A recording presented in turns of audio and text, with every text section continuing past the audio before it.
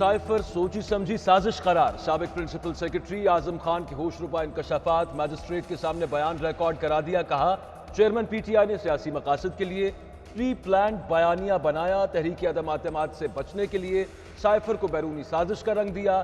Chairman Tehreek Insaf ने कहा कि साइफर को गलत रंग देकर अवाम का बयानिया बदल दूंगा। साबिक वजीर आजम ने साइफर मुझसे 9 मार्च को ले लिया और बाद में कहा कि वो गुम हो गया। साइफर ड्रामा के जरिए आवाम में मुल्की सलामती इदारों के खिलाफ नफरत का बीज बोया गया। साइफर को जानबूझकर मुल्की सलामती इदारों और अमरीका की मिली भगत का गलत रंग दिया गया। मना करने के बावजूद एक सीक्रेट मुरासले को आवाम में जाती मफाद के लिए लहराया। साइफर ड्रामा सिर्फ और सिर्फ अपनी हुकूमत बचाने के लिए रचाया। झूठे बयानिए का प्लान चेयरमैन तहरीक इंसाफ, चीनी मजारी और 2 मजीद लोगों ने बनाया।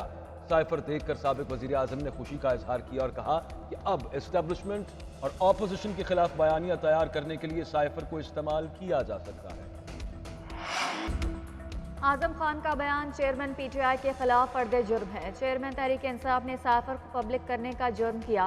साबिक वजीर आजम को गिरफ्तार करके उस जुर्म के बारे में पूछा जाना चाहिए। वजीर दाखिला राना सनाउल्लाह की प्रेस कॉन्फ्रेंस। कहा आजम खान ने बताया साइफर चेयरमैन पीटीआई को दे दिया। पाकिस्तानी इदारों के खिलाफ मनसूबाबंदी के तहत ये ड्रामा रचाया गया।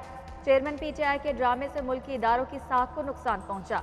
शाह महमूद कुरैशी भी इस जुर्म में बराबर के शरीक हैं। ये टोला मुल्क दुश्मन कार्रवाइयों में मुलव्वस था।